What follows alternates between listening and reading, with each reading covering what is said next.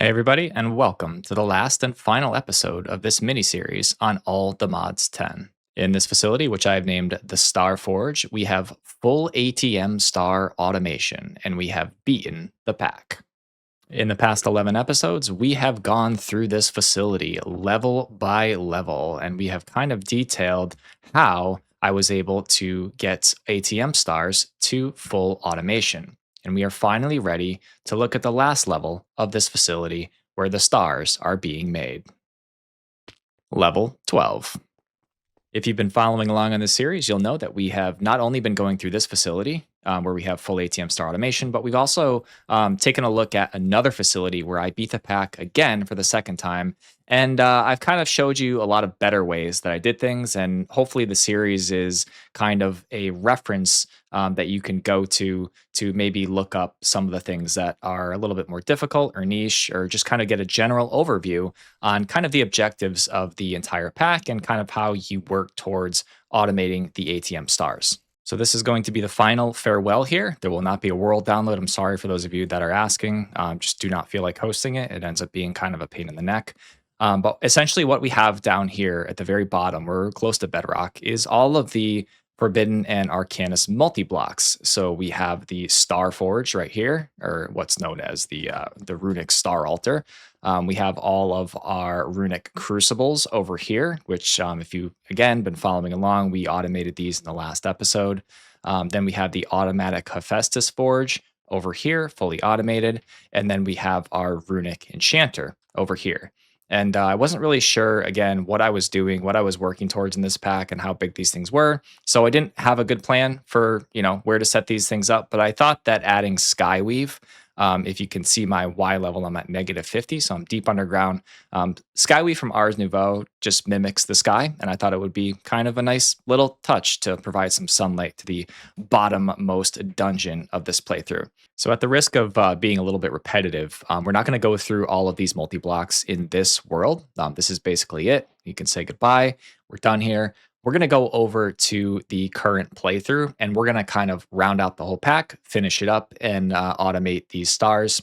And I will kind of show you the last steps that it took to get to full star automation. All right, here we are in playthrough number 2, where I also have stars on full automation. This was an underground bunker facility that basically allowed me to have plenty of room for everything. I have all the major machines down here on the ground floor. We've already taken a look at a lot of this stuff, so I don't want to review too much of it again.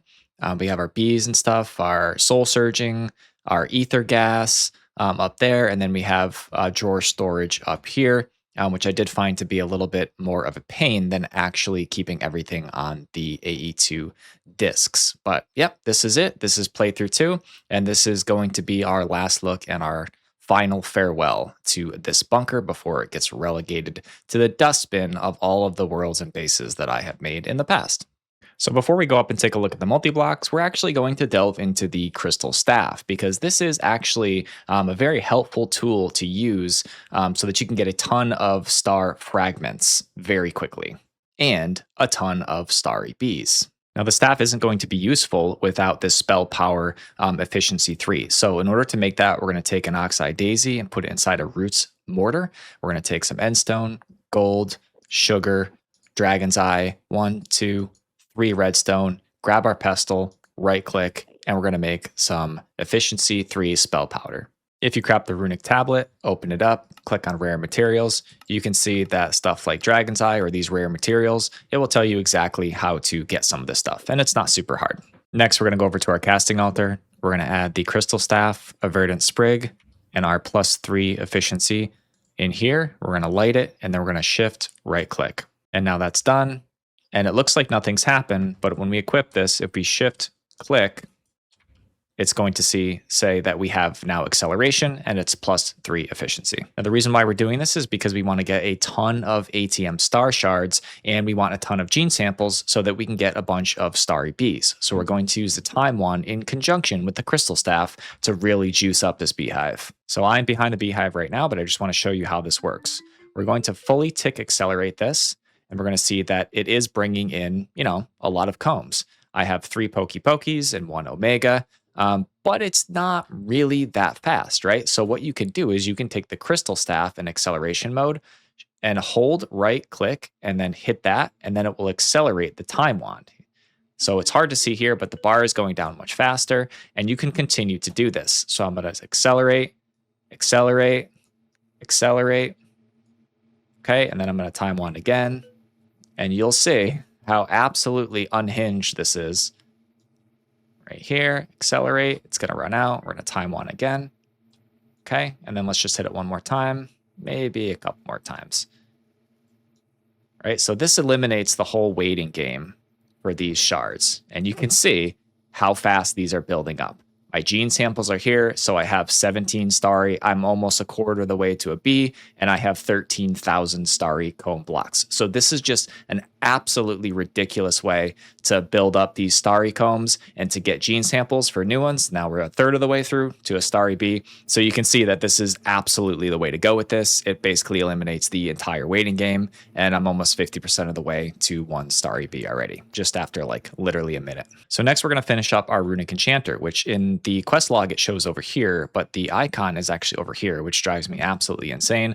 But if you scroll down, you can kind of see exactly, how many of each of these bookshelves that you need to make this thing. And it's a little bit, wonky to see. I mean, you can add up all the different colors of wool, but essentially I have done it here for you. We're going to need 30 soul touched deep shelves, 4 echoing skulk shelves, and 10 soul touched skulk shelves. Once you have them, place them in the appropriate places. We showed you how to build this, I believe, in the last episode with the modern industrialization wrench in your offhand, and then go ahead and plop your enchanting table, and you will be done. You will have crafted the Runic Enchanter. So next, we're at the automatic Hephaestus Forge. We are going to program all of our prisms. So you're going to do the Whirlwind, Terra Stomp, Sea Prism, Smelter, and this, which is probably the toughest one, is the Soul Binding Crystal. And I forgot to mention this in the last episode. This one requires a few odd resources, but the Enderpearl fragments actually I had from like right at the beginning of the game with my mob farm. That's not a difficult craft. These aren't difficult with mystical agriculture or bees.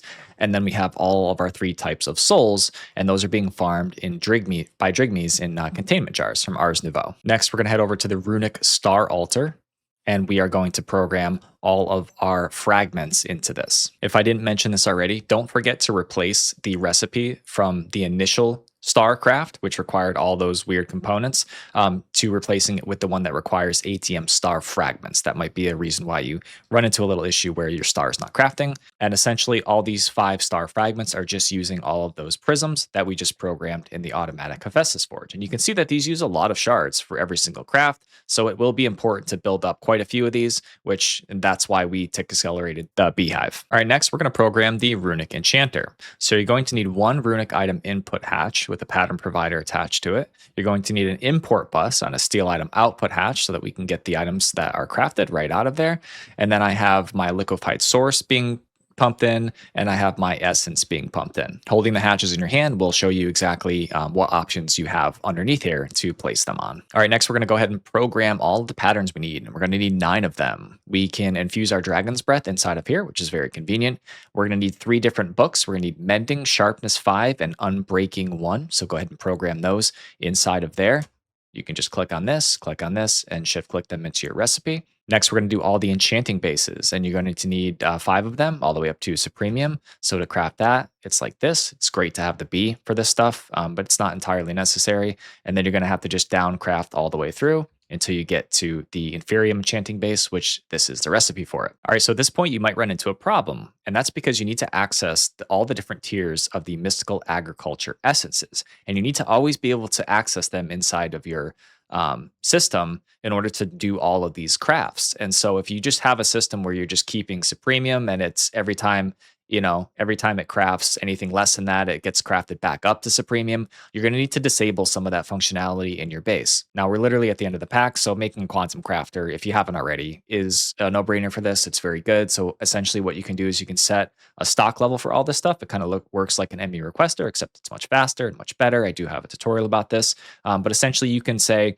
I want to keep 1,000 and limit it to 2,000 in the system at all times so that you have stock on this stuff. So you can see if I go in here, Then on all these essences, aside from this, where I have way too much, I'm keeping about 1,000. And if I go ahead and take some of this stuff out of the system, it's going to automatically use this to craft back up to 2,000. And so this keeps me in stock on all these essences at all times. So you might run into this snag, and you will have to take care of it if you don't have your down crafting set up properly. And pretty much the last thing that we have to do is craft this lens of the killer, right? And this is one of the things that requires one of the books from the Runic Enchanter. So we're going to need that, as well as a lens of certain death. To make the certain death, you need a detonation lens and then a lens of color, and then just a regular lens. And they're going to be run through an atomic reconstructor. All right, so we do have automation on these. So I click 10, enter. It's going to require quite a bit, but it will craft them starting from left, and we'll keep pushing through the recipes until we finally get to the lens of the killer. All right, so let's take a look at how I did this. What we have is we're hooked up to our AE. We got an interface here, which is accepting our items back.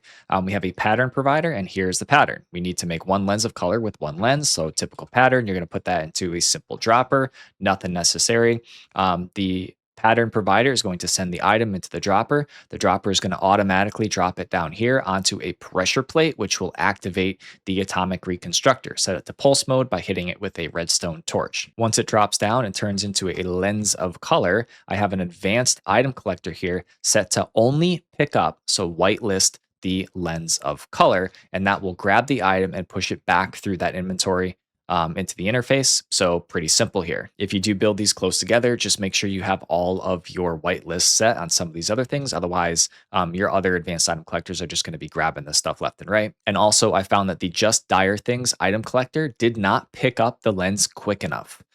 It would kind of just attach itself to the atomic reconstructor. So the advanced item collector, for whatever reason, is much more responsive and much quicker. And this allowed me to pick up the item before it flopped back onto the reconstructor. All right, so at this point, I think we are pretty much done.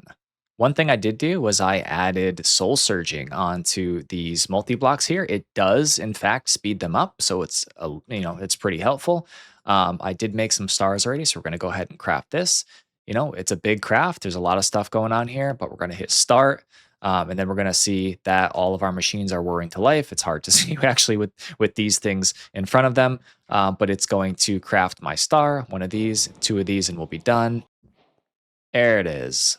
ATM star. The Runic Enchanter is the biggest bottleneck in this whole operation, so crafting all these bases does take a little while, but essentially the next thing that we're going to want to do, we're going to need 8 more stars so that we can make some star blocks, and then we're going to go ahead and make some of these creative fluid tanks. So let's go ahead and just check on this craft real quick. We're almost done. There we go. There's 8 more. All right, so next go ahead and craft 4 ultimate fluid tanks, and then we're going to find this recipe here for the creative fluid tank. So let's make a star block.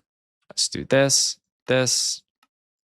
that, and be careful about this. There we go. Now it's going to be empty. The 3 things we're after are liquid souls, liquefied source, and liquid Oriole. Now, the way to fill these things up, the easiest way, actually, this is the way that I did it.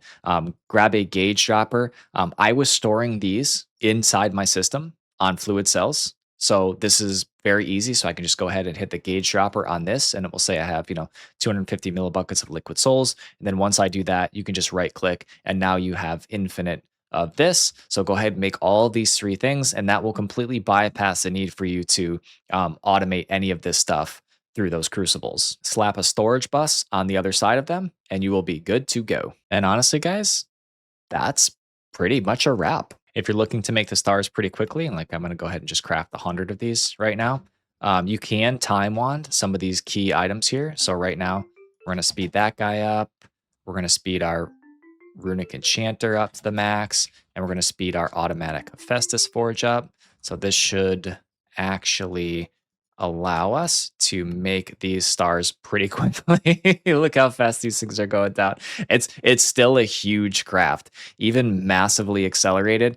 It does take a while, but yeah, that's it, guys. We did it. We have full stars, ATM stars on automation once again, and there we go. 100 stars. That was a long craft, but we did it. We have beaten the pack. I do understand series like this really don't get a lot of clicks, but I did have a lot of fun recording these, and it's nice to let people know that we're still alive. So really hoped you enjoyed the series if you watched the whole thing through. There's definitely, in my opinion, a lot of juicy tips and tricks in here, but they're kind of hard to find throughout the whole series. So I do have a bunch of other little tutorials coming up to kind of highlight some of the tricky things that people tend to search on Reddit or Google a lot to try to figure out how to beat this pack. One of the things I just want to highlight once again is the controller size that you need to build this pack. If you can build well and efficiently, I've only used somewhere in the mid 20s of these wireless connectors, and you can see how much free space is still left on this controller. So I pointed this out in one of the earlier episodes that if you can utilize the import export functionality of a lot of boxes of blocks, you can save channels a lot. So you do not need an absolutely massive controller. I could have made this actually significantly smaller. I didn't even use like a quarter of the space that's available on this thing. But yeah, you don't need a lot. This is not a super hard pack. It's just long, and you kind of need to know a lot of things about Minecraft to make it through. But if you're worried about the size of your controller, don't worry. Bigger is not always better. And that's going to do it for this series, guys. Thanks for watching, and stay poised for the next adventure. Captain Jack out.